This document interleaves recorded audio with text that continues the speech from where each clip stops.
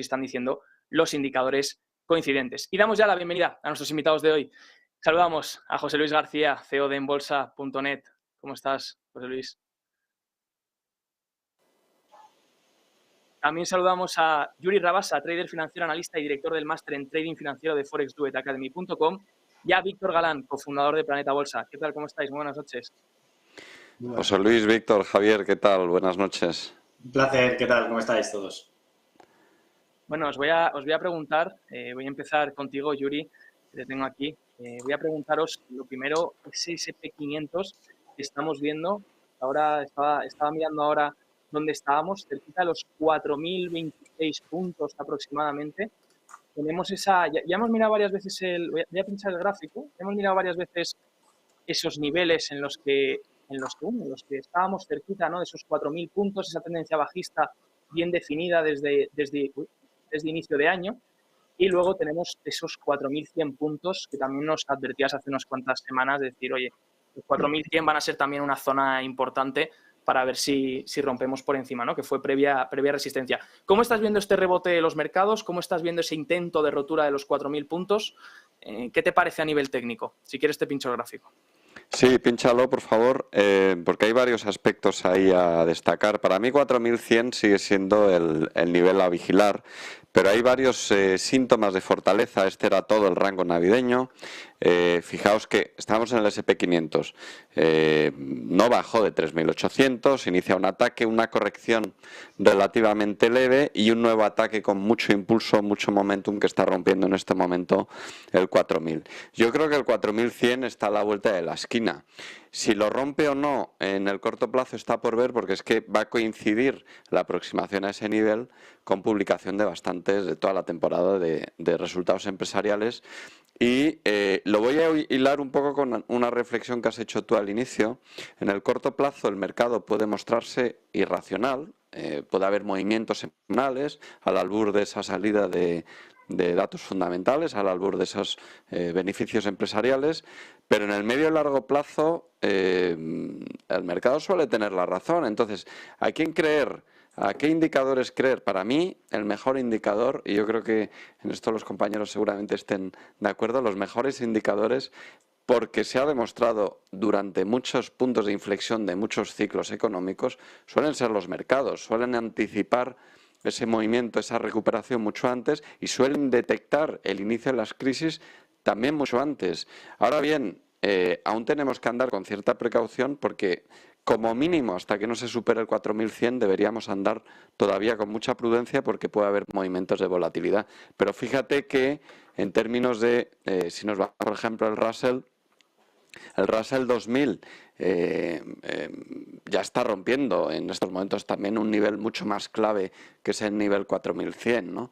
Del S&P 500. Es decir, en esos puntos de inflexión, indicadores como el Russell 2000 suelen ser indicadores adelantados de lo que luego puede hacer el indicador principal. Y también estamos viendo en el Nasdaq por cierta fortaleza relativa. Parece que empieza a descontarse, que el dinero empieza a entrar otra vez en growth poco a poco, y está muy cerca también del nivel 12.000, que sería el nivel más importante para el Nasdaq, ¿no? Entonces yo creo que estamos en un momento de inflexión del mercado importante y que hay que ir siguiendo la lectura del precio, que es donde está la auténtica verdad. Nos quedamos con esa frase, ¿no? El mejor indicador que podemos seguir es el mercado, que va a anticipar siempre mucho antes la recuperación que los datos económicos. Ahora volveré a la parte más económica, porque dentro de indicadores también adelantados hemos tenido hoy dato importante.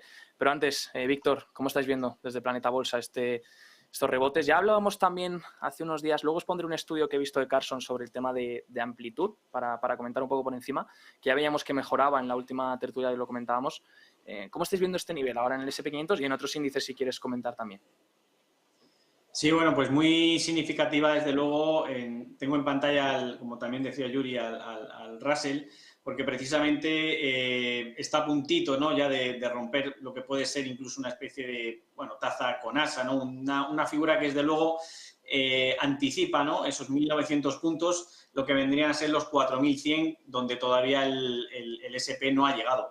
Y al Russell se le queda un panorama muy, muy interesante, porque incluso de superar los 2.029 puntos, nos podría haber dejado aquí un doble suelo, con la superación y con la activación, ¿no?, de este rango, en el caso de que siga mejorando la amplitud, nos podríamos poner en los máximos anuales muy pronto, ¿no?, cerquita de los 2.091 puntos. En cuestión de coberturas, que también revisamos y echamos un vistazo, lo que llevábamos viendo hace unas semanas es que precisamente en el indicador de nuevos mínimos, cuando aparecen en este primer indicador esta cascada roja y empiezan a caer acciones y más acciones sumando esos nuevos mínimos, lo que nos suele dar una señal o una zona de coberturas.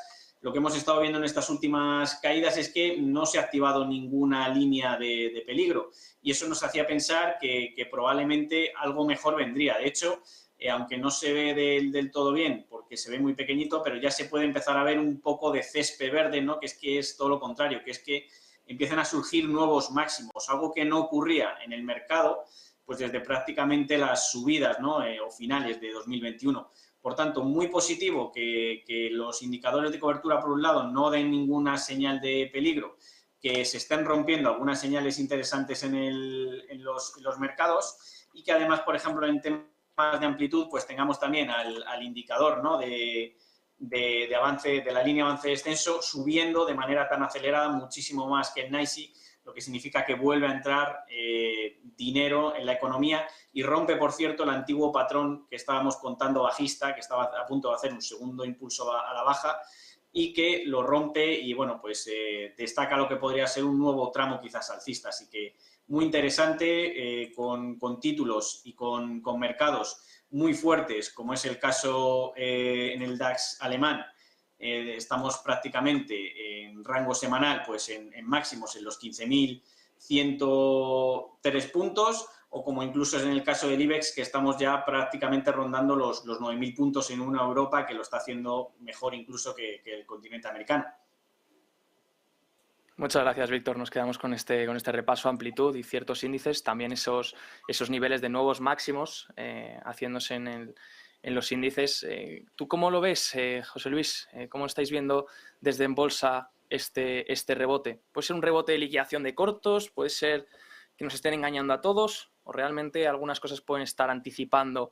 ¿Puede estar el mercado anticipando ante todos los datos económicos que hay actuales que posiblemente haya una recuperación pronto? ¿Cómo lo veis? No te escuchamos, José Luis. Hola, ahora sí. Ahora sí, ahora sí. No, te decía que no termino de verlo así. Para mí el mercado americano tiene algunas luces y bastantes sombras. Desde el punto de vista técnico es verdad que está intentando una vuelta de mercado, está mejorando. Hay factores yo tengo varios datos de amplitud, como ha comentado antes el compañero, que son buenos y que nos hacen ver que en el medio y largo plazo, a 6, 9, incluso un año, tenemos probabilidades de subidas importantes con respecto a las situaciones actuales, pero yo metería factores que se están dando en la economía actual. Tú antes has comentado varios factores macroeconómicos. Yo he traído algunas imágenes para mostraros desde el punto de vista de la implicación que tiene luego esos datos macroeconómicos en la revalorización de los mercados de renta variable desde el punto de vista histórico, porque al final desde nuestro punto de vista se trata de un tema de probabilidades y de cómo podemos afrontar ante determinadas situaciones el mercado o qué ha hecho históricamente en esas situaciones y cuál es la mejor opción. Yo, por ejemplo, como sombra te diría que en este momento, en los últimos 25 años, el S&P 500 es muy mediocre. En los meses de enero y febrero son meses muy mediocres para el mercado de renta variable. Si me voy a los últimos, estoy a 23 de enero, simplemente coloco de 23 de enero a 11 de marzo, la probabilidad de subida que tenemos en los últimos 25 años pues han sido 14 años alcistas por 11 años bajistas, un 56% de probabilidad, lo cual me dice que básicamente estamos ahí, que si en el medio de la nada, no es un factor que pueda ser definitivo a la hora de tomar una decisión. Desde el punto de vista estacional no me aporta ninguna calidad el momento. Es verdad que luego, posteriormente, un poquito más adelante, ya podemos ver, fíjate qué diferencia, ¿no? Estacionalmente invertir el 11 de marzo. Por ejemplo, entre el 11 de marzo y el 2 de mayo, la probabilidad de subidas en los últimos 25 años es de un 84%. Es decir, de los últimos 25 años, 21 años ha subido y 4 no. Entonces, esto para mí es tan sencillo como si yo tengo que hacer una inversión y tengo que decidir en qué momento tengo que meterme, un factor que sería el estacional, uno, pues me está diciendo que hoy no. Vale, desde el punto de vista técnico, la tendencia del S&P 500 pues sigue siendo bajista. Si miramos fríamente desde un punto de vista técnico, como ha explicado Yuri antes, la tendencia, pues sí, tiene mejorías, vemos algún máximo que crece, pero bueno, ha quedado bastante claro que hay unas zonas relevantes todavía que son muy difíciles de superar y que le va a costar al SP500 y que sigue teniendo una estructura claramente a la baja con máximos y mínimos decrecientes. Que por encima del 4100 empezamos a ver una estructura creciente, bueno, pues vale, todavía no está, pero está en ello, muy bien. Pues tenemos ya una estructura estacional que no favorece la entrada en renta variable o que es indiferente a la renta variable, una estructura técnica que realmente es bajista, y ahora nos vamos ya lo vimos la semana pasada, a los conceptos de fuerza relativa, ¿no? ¿Qué mercado es mejor? Pues ya lo ha dicho antes el compañero también. Un mercado mejor, Víctor lo ha dicho, la renta variable en Europa, no en Estados Unidos. Así que tenemos un mercado europeo mucho más fuerte que el americano, con un IBEX 35 o un DAX alemán con claramente donde los inversores institucionales están decidiendo entrar porque está subiendo más y eso requiere que tiene fuerza relativa estática, que el mercado americano. Técnicamente el mercado americano no termina de hacer máximos y menos crecientes, por lo cual tampoco es un factor determinante. Y el aspecto de sentimiento de mercado, pues ya lo hemos visto en el aspecto estacional, tampoco favorece a la renta variable. Y ya no quiero entrar en factores como los que has comentado antes, que macroeconómicamente luego vamos a ver algunos indicadores como el índice que has comentado, ¿no? El ley, que en situaciones como esta, ¿cómo responde el SP500 ante esa situación? O ante el macroíndice, ¿cómo responde ante 10, 12 datos macroeconómicos? ¿Cómo responde ante una situación con un ISM manufacturero? Pues todos esos datos nos dicen, en la mayoría, y traigo 5 o 6, en todos son de las peores situaciones en las que podemos entrar para invertir en un mercado de renta variable. O sea que son demasiados factores negativos y pocos. Algunos hay, pero pocos positivos. Es sorprendente porque, claro, mientras todos estos indicadores, sobre todo ya no coincidentes, porque los coincidentes o atrasados siguen mostrando pues fortaleza o estar en unos buenos rangos, sino esos que comentas adelantados, suelen ser, ya está mostrando, como bien decías, José Luis, pues niveles preocupantes, ¿no? Y claro, yo también investigo y digo, voy a buscar qué es lo que hay positivo en los mercados, ¿no? Qué es lo que veo que puede ser una señal, pues como bien nos comentaban Yuri o nos comentaba Víctor algunas, que puedan estar mostrando pues cierto positivismo, que las cosas están mejorando. Entre una de ellas, una de las cosas que encuentro muy favorables y que os voy a poner en pantalla es el tema, bueno, lo hemos comentado la semana pasada, que es el tema de la amplitud. Es algo que creo que desde finales de 2022 más o menos lleva tiempo mejorando. Ahora estoy poniendo lo que sería el porcentaje de empresas de los diferentes índices del NYSE, del SP500 y del Nasdaq, que ya están por encima de la media de 200, y vemos un porcentaje de empresas que está por encima de la media de 200 que no veíamos desde 2021, sobre todo, por ejemplo, en el Nasdaq. En el Nasdaq estamos viendo ya el 43% de empresas por encima de la media de 200, que eran niveles que no veíamos desde más o menos, pues eso, noviembre de 2021 aproximadamente. Entonces, en cuanto a amplitud, también Carson ha compartido un estudio, os pongo aquí rápidamente, que básicamente es este. Y en este caso habla del volumen, del total dentro del NYSE, de empresas que suben versus las que bajan en los últimos 10 días desde que se realizó el estudio, ¿no?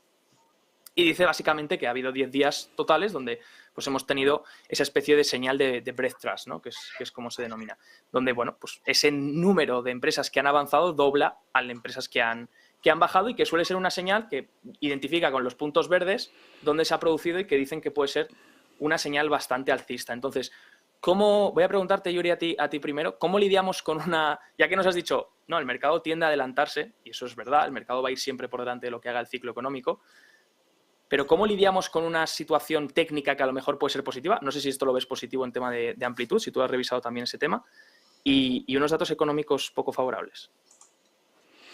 Pues muy sencillo, porque el inversor compra expectativas, no compra situación actual, compra expectativas. Y bueno, hubo un punto de inflexión el año pasado, que fue cuando, a pesar de que la inflación ya venía avisando, pues hacia finales de año, cuando ya el mercado decide que va a haber subida de tipos y que tiene que haber una revaloración de todas las carteras, lo que ha provocado la gran corrección y una caída histórica simultánea en renta variable y en bonos, con un momento como el de ahora en el que parece que está más descontado. El tema recesión, a veces es por ponerle una etiqueta, ¿no? Porque ¿qué es una recesión? desde un punto de vista técnico, si llamamos recesión a 2 trimestres consecutivos en negativo, pues bueno, ligeramente en negativo ya sería recesión. ¿Es eso de por sí muy malo? Pues a lo mejor no es tan malo. De ahí que luego se matice que si soft landing, que si hard landing. Tendríamos que considerar si realmente hay un riesgo de una recesión profunda. Y ninguno de los escenarios tratados, ninguno está ahora mismo descontando una recesión profunda. Puesto que no hay una recesión profunda a la vista y puesto que las empresas sí les ha caído cierta rentabilidad en términos relativos comparados con la salida de la pandemia, por ejemplo las tecnológicas comparado con el momento de la pandemia en el que se dispararon sus beneficios empresariales de forma importante, muchas veces se considera como negativo que si antes crecían los beneficios un 20% y ahora crecen un 15%, se dice están cayendo los beneficios empresariales.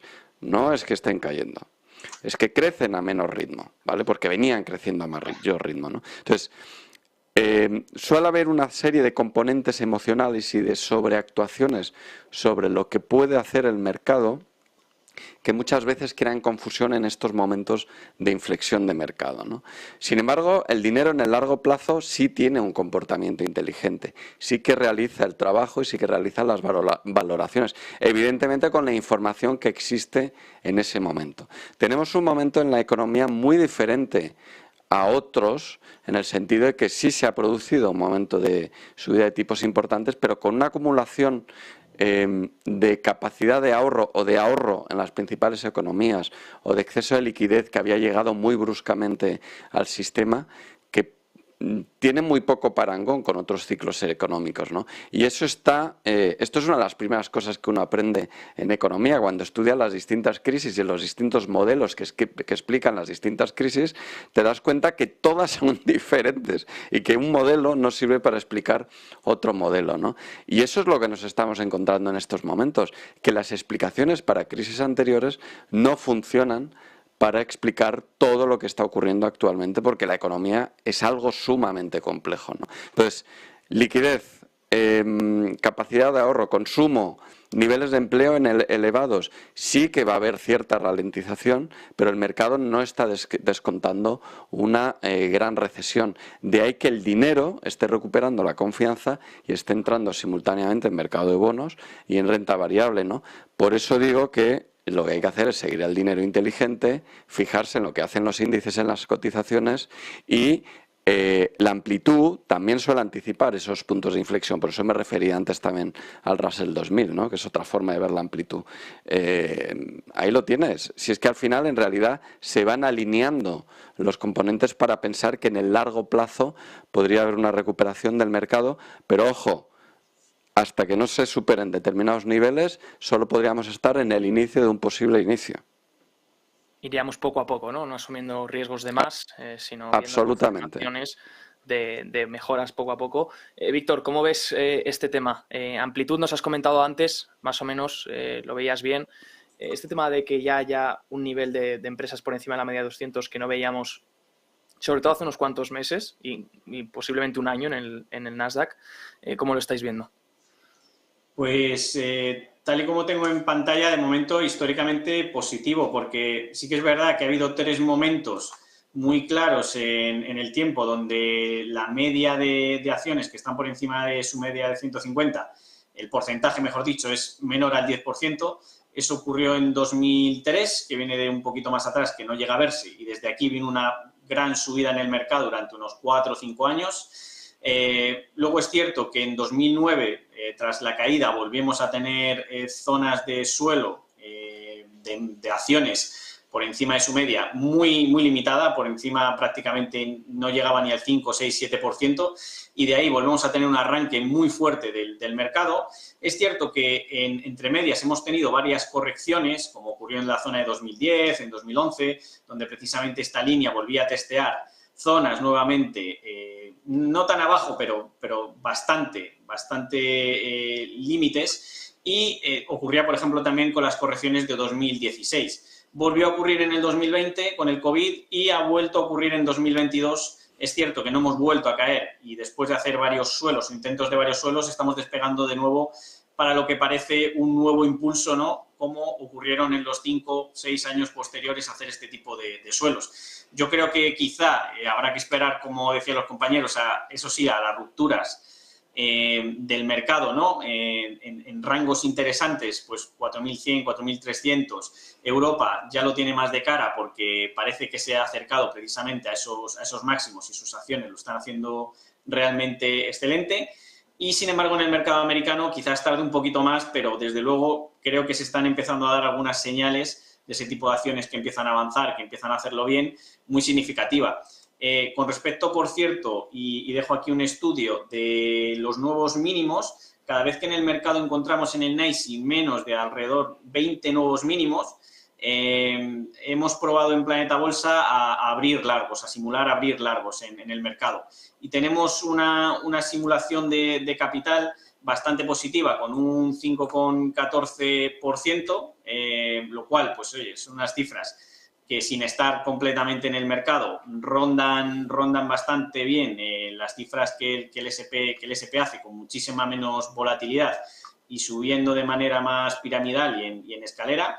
Y precisamente nos daba una de las entradas hace 10 días, el día 10 de enero, cuando en el mercado volvíamos a ver, después de 2021, aproximadamente creo que eran 8 o 9 nuevos mínimos, lo cual dejaba un escenario bastante positivo para quizás en los próximos días volver a coger algo de inercia, ¿no? Y veremos si en todo caso, pese a que la amplitud mejora, finalmente se consolida con la subida y con la ruptura de ciertas resistencias y vigilando que no volvamos también a esas coberturas que seguimos vigilando.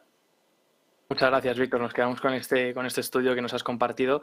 Y, José Luis, aprovecho para preguntarte a ti. Tema tanto de amplitud te voy a preguntar, como voy a pincharte ya por aquí lo que comentabas antes para que nos muestres también esos datos que habéis recopilado sobre cómo se comporta la economía con estos datos del ley. Bueno, y hemos tenido, para los espectadores que nos ven, el indicador de Leading Economic Index, que es ese índice que recopila 10 subindicadores adelantados, que lo elabora la Conference Board, y ya lleva una caída, ha seguido cayendo un menos 1% en diciembre, lleva ya varios meses consecutivos de caída y en términos intraanuales ya está en menos 6,04%. Se dice que cuando el ley baja, pues más o menos es un indicador adelantado a 7-12 meses de lo que va a hacer la economía y lo que va a hacer el PIB, en principio. ¿Cómo lo ves, José Luis?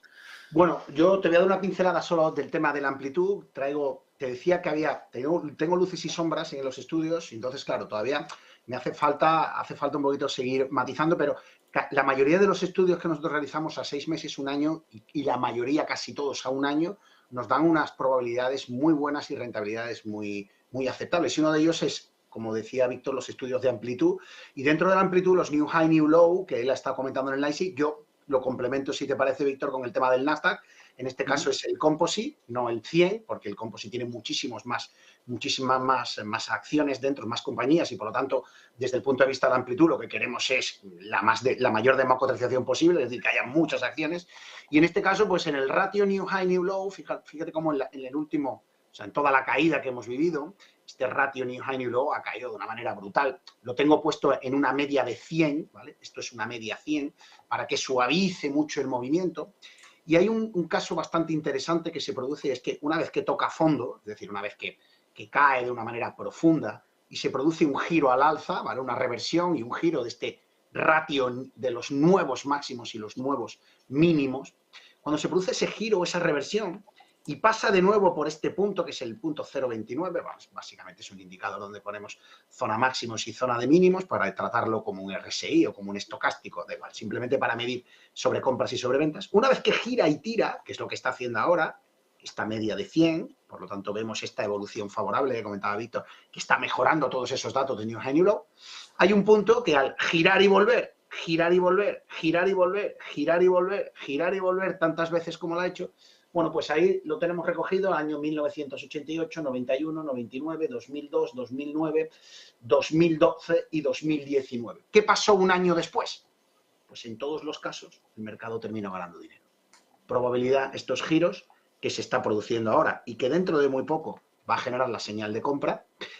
Un año después de esa situación, en todos los casos anteriores, un año después el mercado ganó 7,95, 41, 87, 39, 41, 15 y 31. Una media de un 40% de revalorización. y un 100% de tasa de éxito en ese giro, con lo cual la amplitud está sentando las bases claramente para un mercado muy positivo en el medio y largo plazo. Pero la realidad actual, y ya me paso, si te parece, al tema del indicador de liderazgo, ¿no? Que adelantado, yo traigo varios, pero bueno, te voy a enseñar, como estabas comentando él, el Leading Economic Index. Este es un estudio donde básicamente lo que se hace es pues, mirar un poco la depresión del indicador, como tú lo has comentado, esa fase de caída tan profunda, y está puesto, lo mismo, está puesto dentro de un ranking, está puesto rankeado para que porcentualmente podamos valorarlo como que vaya cruzando límites de 90, 80, 70, 60, ¿vale? Está puesto como un indicador para poder medirlo y poder trabajarlo desde un backtesting, simplemente un análisis de backtest, ¿no? Y en este indicador, una vez que se produce este descenso y cruza de 20 a 10 en este indicador, que ya entra en la zona, digamos, más peligrosa, ¿no? Digamos, esta zona de profundidad total del mercado, ¿qué es lo que ocurre ahí con la renta variable? Porque al final, el por qué llega o por qué estamos intentando interpretar mucho el porqué de la situación, pero yo lo miro de otra manera. O sea, ¿qué hace el mercado de renta variable cuando ocurre eso? Es que las situaciones son muy distintas, decía Yuri, absolutamente, pero al final el mercado reacciona de alguna manera. ¿Cómo reacciona ante esa situación? Pues reacciona de la siguiente manera, y es que ante 18 casuísticas posibles, estos son 18 posibilidades de cruces, 80-90-90, de 80-90, de 70-60, los he puesto en un ranking, hemos puesto en un ranking de tasas anualizadas de retorno para el S&P. ¿Cuánto me da el S&P 500 cuando ocurre una situación? Me vengo a la situación actual. Con un indicador del Leading Economic Index cayendo de la zona de 20 a la zona de 10, estoy en un cross below, es decir, estoy cruzando a la baja, cayendo, como tú decías. No es que esté ahí subiendo, no, llego ahí bajando con el indicador de liderazgo. Pues cuando se produce esa situación, el mercado tiene una tasa tienes una rentabilidad media anualizada en el histórico de todas las veces que se ha producido, y siempre que se mantenga dentro de ese rango, una tasa de revalorización del menos 0,3. Es decir, el mercado no gana dinero. Si tú inviertes hoy en el S&P 500 y lo sueltas cuando cambies a otra situación del Leading Economic Index, no ganas dinero a lo largo de un histórico desde 1960 hasta hoy. Esa es la realidad de todas las veces que ha ocurrido. El tiempo que transcurre ahí es un 4%, muy poco tiempo está en una situación como esta. Pero si inviertes en el S&P 500 durante ese 4% del tiempo, no ganas dinero. Pero no solo no ganas dinero, sino que de las 18 casuísticas distintas que te permite invertir en el Leading Economic Index, hay 16 que son mejores que el actual. O sea que solo hay 2 casos en los que el mercado puede estar peor que hoy. O sea, que gana menos. Con lo cual es una situación muy negativa para las expectativas. Y traía otro, por compararlo un poco, por meterlo también en la batidora del sentimiento de mercado. Para esto, fíjate, bueno, simplemente he cogido un índice que es el Economic and Consumer Sentiment Composite, que tiene 8 componentes, donde están algunos pues, muy conocidos, como la confianza del consumidor de la Conference Board, el sentimiento del consumidor de la Universidad de Michigan, el optimismo de pequeñas empresas, de economía. Bueno, pues las fuentes son Nifty, tenemos Conference Board, ISM, ¿vale? Distintas fuentes. Pues todo esto es metido, es lo mismo, volvemos, se crea un indicador, el indicador tiene un máximo en 100 y un mínimo en 0, y a partir de ahí fluctúa, lo vas evaluando y vas luego sacando las tasas de rendimiento del mercado del S&P 500 cuando estamos en situaciones similares a la actual. Bueno, como vemos, las caídas del sentimiento también económico y de consumo son nefastas, también en unos mínimos históricos, acabamos de entrar en el nivel de 17. ¿Qué supone eso para la renta variable? Para el S&P 500. Pues supone que cuando acabo de cruzar el nivel de 20 y no he llegado todavía a 10, porque puedo pasar de 10 a 0, ¿no? Es decir, por debajo de 0. Pero estoy en una situación como esta, entre el 20 y 10, y tengo un dato de 17, ¿qué hace el S&P 500? Pues en esa casuística estamos el 5% del tiempo del histórico, desde 1960 hasta hoy, un 5% del tiempo. Si ese 5% del tiempo tengo una posición abierta en el S&P 500, ¿qué hago? Palmar dinero. No gano dinero en una situación como esta. Y muy curioso, porque cuando se produce el cruce por debajo de 10, es decir, estamos muy cerca de ¿qué? De una situación muy negativa, donde el mercado radicalmente cambia, se gira y nos da ya 26,7% de rentabilidad y está en el top 3 de las mejores condiciones. Estamos en una situación mala, podemos seguir estando mal, pero, como suele decirse, ¿no? Al final, después de la tempestad llega la calma, ¿no? Pero la realidad es que si miramos el indicador adelantado, de los indicadores adelantados como el ley que hemos visto antes, la situación de hoy nos dice no tienes que estar en SP500, no lo compres porque no hay que estar, porque no te da dinero en una situación como hoy, eso es una realidad. Y si me voy al sentimiento económico, al sentimiento de consumo, me dice, pues la realidad es la misma que la de antes, que de 18 opciones posibles en el mercado, 17 son mejores que la tuya, amigo. O sea que, y el otro eran 16. Estamos ahora mismo en una situación muy negativa si estamos mirando estos indicadores económicos y de sentimiento de mercado. Qué bueno, nos quedamos con estos dos estudios que nos has hecho, tanto del sentimiento del consumidor y económico como de ese indicador adelantado de la Conference Board y esos posibles retornos anualizados en los mercados. Ha sido muy interesante. Continuamos con tema de posicionamiento. Ahora no quiero entrar tanto en mercados así generales. Quiero centrarme un poco en un sector en concreto. Un sector que está siendo el líder de este año, comunicaciones, servicios de comunicación, que de hecho además ha sido uno de los sectores más castigados durante 2021 y 2022, finales de 2021 y todo 2022. Lleva una tendencia de caída pues, más o menos desde 2021, más o menos septiembre. Y ahora, pues, siendo el primer sector que lo está haciendo bien durante el inicio del año, el sector líder durante este 2023, y luego por su componente a nivel técnico, me gustaría que dieseis un poco vuestra opinión. No sé, Yuri, si lo has podido mirar, si estás vigilando este sector, ¿qué te parece por ser uno de los más odiados en 2022 y arrancar tan fuerte en este 2023, ¿no? Pues mira, estoy viendo un gráfico similar al tuyo, el XLC, y efectivamente ha dado señal técnica de final de todo el movimiento bajista, ¿no? Estamos viendo el XLC y fijaos, toda la tendencia bajista, un doble suelo, línea de confirmación y la rompe, pullback, y ahora está siguiendo con el mismo impulso del resto del mercado. Pero podemos decir que en los dos últimos días ha roto el nivel, ¿no? Es decir, parece que el mercado está ya descontando quizá al albur de esas buenas noticias que van llegando de Netflix.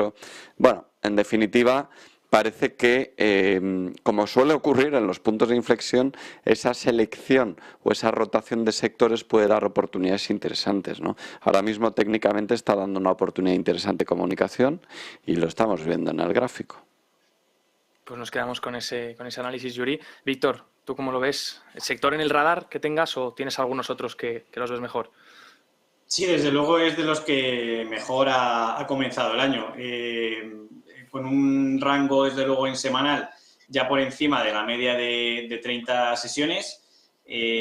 Obviamente, haciéndolo muy bien y en el muy corto plazo, si nos vamos ya un poquito a gráfico días, podemos ver incluso una especie de hombro, cabeza, hombro que está rompiendo, ¿no?, por encima de esos 52,04, con una vela bastante interesante que nos dejaba el otro día, el viernes, y que, bueno, que refuerza el comportamiento que está dejando hoy el mercado. La verdad que muy buen aspecto. Por el otro lado también, de qué acciones pues lo están haciendo bien dentro del propio sector. Pues echándole un vistazo, ¿no?, a las que tenemos en el selectivo, destaca Netflix, ¿no?, como un poco su grado de entertainment. Es una de las acciones que dentro de las FANG que no me han gustado desde luego mucho durante 2022 y que no me acaban de convencer para 2023. Tiene la excepción, en este caso de Netflix, que se está acercando a sus máximos anuales y que además tiene la media de 30 sesiones dejando pequeños apoyos y con velas claras de recuperación. Parece que la compañía se han tomado en serio toda la caída que tuvieron durante 2022, están aplicando pues medidas para remediar esto y volver a ser una empresa competitiva, y ahora mismo es la que mejor tenemos dentro del sector, salvo alguna compañía china y alguna menor de pequeña capitalización que también están ahí arriba, pero desde luego muy significativo y desde luego teniendo una compañía tan grande haciéndolo bien es de las que primero me fijaría, desde luego. Pues muchas gracias, Víctor. Ponemos en el radar para vigilar. José Luis, ¿cómo lo ves tú? ¿Sector a tener en cuenta? Estás vigilando, que nos has dicho que, bueno, que en Estados Unidos ves algunas sombras, más que cosas positivas, que también las hay, pero más sombras en cuanto al sector o a sectores que estén empujando ahora al alza. Supongo que la mayoría más cíclicos, más de Bueno, yo, apetito de riesgo. nosotros, a mí, los que tenemos en cartera, nosotros ahora mismo en ese aspecto lo tenemos bastante claro, ¿no? Digamos, muchos meses ya invertidos en petróleo y gas, es nuestro número uno. Además, nosotros miramos los sectores a nivel global, no miro los americanos o los europeos, sino utilizo pues unos, digamos, índices de referencia que incluyen todas las compañías a nivel global. Y ahora me llama mucho la atención, el mes, a primero de mes entramos en atención a la salud y tomamos posiciones, incrementamos posiciones y tenemos digamos, como referencias el oil and gas, que llevamos casi 2 años dentro de él, y la atención a la salud ahora mismo como nueva adquisición. Y una que me gusta mucho para este mes de febrero, que posiblemente vaya a formar parte de nuestra cartera ahora, son los materiales básicos, ¿no? Cuando hablo de materiales básicos no hablo de bienes de consumo, hablo de recursos naturales, hablo de papeleras, hablo de empresas químicas, hablo de recursos de lo que se llaman los basic materials, ¿no? Me gusta mucho lo que está haciendo esa ruptura del mes de diciembre, que estamos viendo en este mes de enero, un mes de enero bastante potente. Nuestros indicadores que utilizamos son indicadores de creación propia que utilizamos para medir las posiciones en cartera, pues nos dan positivo ya en los 3, con lo cual el 1 de febrero vamos a entrar a tomar posiciones mensuales ya en esta industria y consideramos que es una opción muy viable. Junto a ella quizás vayamos a tomar posiciones, lo tenemos en revisión positiva desde hace 2 meses, pero no terminamos de dar el paso, ahí estamos un poquito cagadetes, la verdad, con el tema de las financieras y al final nos va a pasar que vamos a llegar tarde, ¿no? Pero bueno, como no se puede estar en todo, también la tengo en revisión positiva. El tema de la industria financiera a nivel global. Es verdad que en Europa está comportándose muy bien, en Estados Unidos no tanto, y eso está desequilibrando un poco la balanza, pero son 2 opciones que consideramos muy buenas para este próximo mes de febrero, digamos, entrando en la cartera junto con la atención a la salud y con el petróleo y gas, que tenemos que seguir manteniéndolo, porque aunque el petróleo realmente no ha estado bien, pero es verdad que las compañías relacionadas con el gas y con el petróleo han seguido comportándose bastante bien a pesar de las correcciones del petróleo. Así que yo creo que son 4 industrias que se pueden tener perfectamente en cartera y que estaríamos comprando en 2 casos tendencia, como es el caso del petróleo y gas, y en 2 recuperación de ese proceso correctivo, que es el que parece que está mostrando tanto los materiales básicos como la financiera. Son las 4 favoritas nuestras, las que componen nuestra cartera rotacional industrial a nivel mundial. Pues nos quedamos con estas 4 industrias que nos comentas y se nos acaba el tiempo, así que yo os doy las gracias un día más por haber estado con nosotros aquí en el cierre de Wall Street, en Negocios Televisión, y os agradezco vuestro tiempo y todos vuestros análisis, han sido muy buenos y bueno, espero veros dentro de poco. Que tengáis una muy buena tarde. Igualmente. Buena tarde, un abrazo a todos, chao. Adiós, Víctor. Chao, chao. Nos despedimos de José Luis García, CEO de Enbolsa.net, de Yuri Rabasa, trader financiero, analista y director del máster en trading financiero de forexduetacademy.com, y de Víctor Galán, cofundador de Planeta Bolsa. Y les damos las gracias por haber estado con nosotros un día más aquí en Negocios Televisión. Y nosotros continuamos para ver un segundo cómo están ahora mismo los índices. Fíjense ese giro que estábamos viendo, estábamos al inicio del programa. Quizás mucha euforia, Lagarde ha tenido que salir ya a decir que la inflación sigue considerablemente alta. Esto obviamente no repercute a Estados Unidos, sino más bien a Europa. Estamos viendo ahí un giro desde esa tendencia que veíamos arrancando el día, esa subida que veíamos en el día. Ahora mismo, Nasdaq Composite 1,61%, S&P 500 que otra vez vuelve cerca a los 4.008 puntos, está ahora mismo. Será una decepción perder esos 4.000 puntos que ha logrado recuperar hoy, porque se quedaría otra vez a las puertas de esos 4.000. Recuerden que la semana pasada ya habíamos hasta 4 rechazos en la zona de 4.000, si lo veíamos en intradiario, y el Dow Jones en más 0,47%. A falta de una hora para que cierren los índices estadounidenses, mi compañero Gabriel les pondrá al día sobre cómo cierran los índices y sobre las claves a vigilar, sobre todo. A nivel técnico, yo me despido. Nos vemos, como siempre, mañana aquí en el cierre Wall Street a las 8 de la tarde. Que tengan una buena noche. Un abrazo.